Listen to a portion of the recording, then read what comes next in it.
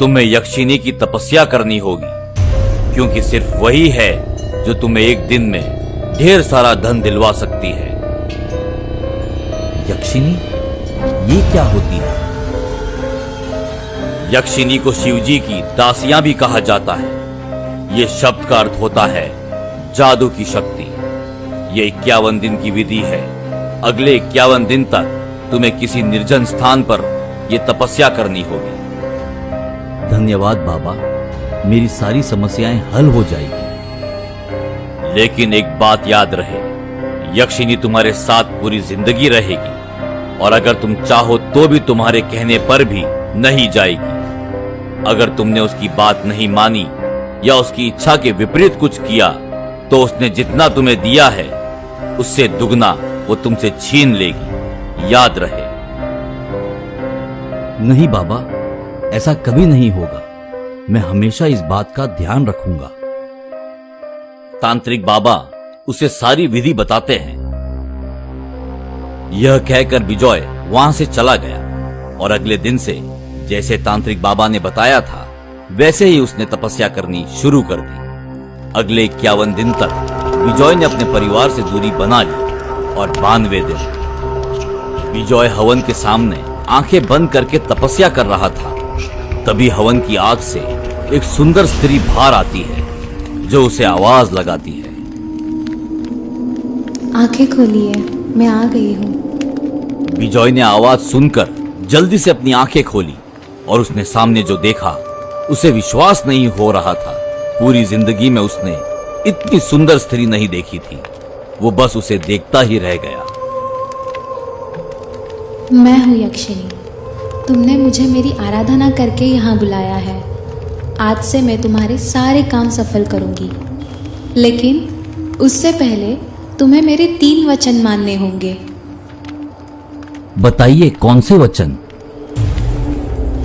पहला वचन, तुम हमेशा मेरी कही बात मानोगे, और अगर मैं कुछ कहूँ तो तुम मेरी बात नहीं टालोगे।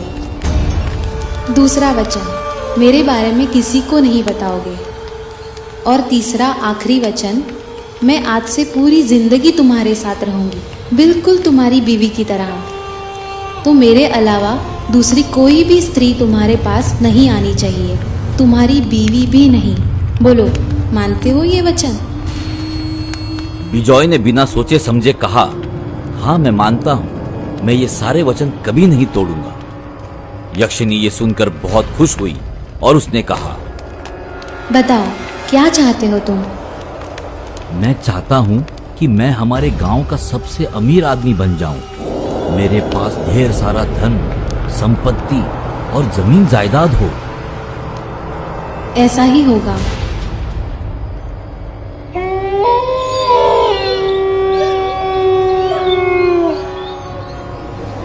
और सच में उस रात यक्षिनी उसके पास ढेर सारा पैसा लेकर आ गई। दूसरे दिन अब विजय गांव का सबसे अमीर आदमी बन चुका था।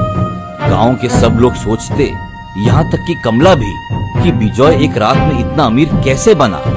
उसके पास अब बड़ा घर, नौकर, चाकर और ढेर सारा धन था। विजय को अब यक्षिनी के अलावा और कोई दिखता ही नहीं था, उसकी बीवी भी नहीं। इस वजह से उनके बीच में रोज झगड़े होते। विजय ने अपनी बीवी को अपने कमरे से भी अलग कर दिया। विजय की अमीरी देखकर गांव की कई सारी सुंदर औरतें उसकी तरफ आकर्षित होने लगी, मगर जैसे यक्षिनी ने कहा था, अब उसके अलावा और कोई स्त्री उसके पास नहीं आ सकती थी। विजय का अब धीरे धीरे यक्षिनी से मन भरने लगा था। अब उसे दूसरी स्त्रियों में ज्यादा रुचि आने लगी। उसके पास इतना धन था कि वो किसी भी स्त्री को अपना बना सकता था, पर जो भी स्त्री विजय के नजदीक आने की कोशिश करती, यक्षिनी उन सब के साथ कोई ना कोई हादसा कर देती, और विजय को ये बात पता चल गई। तुम ये सही नहीं कर रही हो।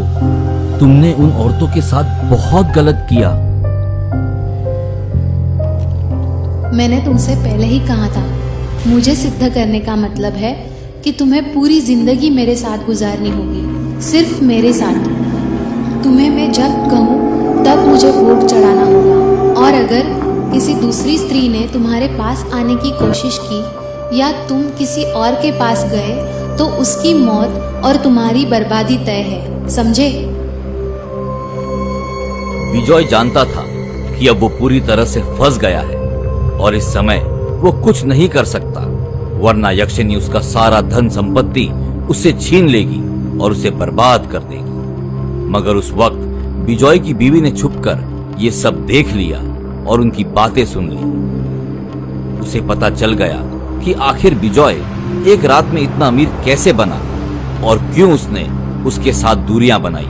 वो अपने पति को नहीं खोना चाहती थी, इसलिए वो खुद दूसरे दिन उस तांत्रिक बाबा के पास गई और उन्हें सारी बातें बताई।